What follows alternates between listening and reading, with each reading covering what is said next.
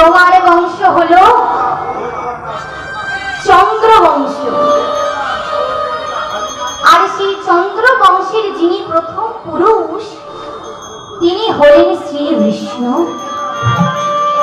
বিষ্ণু নাভি কমল থেকে যার সৃষ্টি তিনি হলেন শ্রী ব্রহ্মা।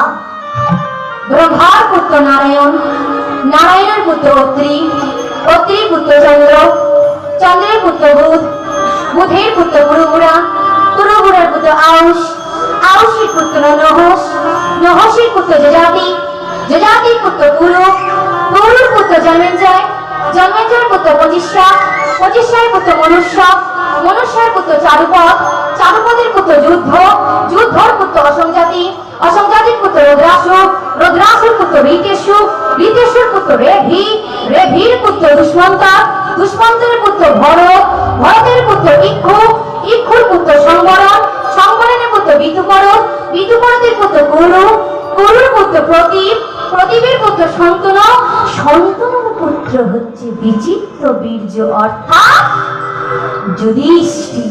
হরি বল হরি বল হরি বল।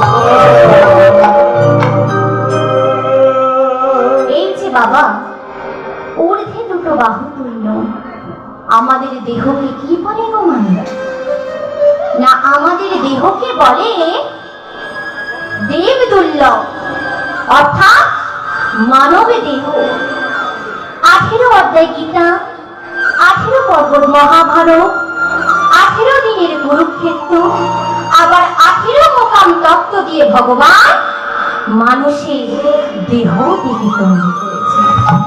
তাই মহাজন বললেন কি, চূড়ামন্তি চূড়ামণি ব্রহ্মে মাঝে স্থিতি, পাদমূর্তে মহাবিষ্ণু করে নমস্তে, চক্ষু মুখে কালা চাঁদ করিতেছে ধ্যান, নাসিকাতে নিত্যানন্দ করে মহাপ্রাণ, কর্ণেতে চৈতন্য গোসাই হয়ে সাবেধান, মুখেতে ভদ্রাক্ষ বসি 32 জমান, জিহ্বাতে নারদ মুনি বাজায় কুণ্ডল, গৃহপাতে এনেছেন বসে দয়া গঙ্গা জল, আর গৃহপাতে সরস্বতী বামে ধাম, কণ্ঠ করেছে শ্রীকানন বাহুতি বলরাম, হস্তপাতে শ্রী গোবিন্দ জানকীপতি, সপ্তপথে জগন্নাথ করে নমস্তে,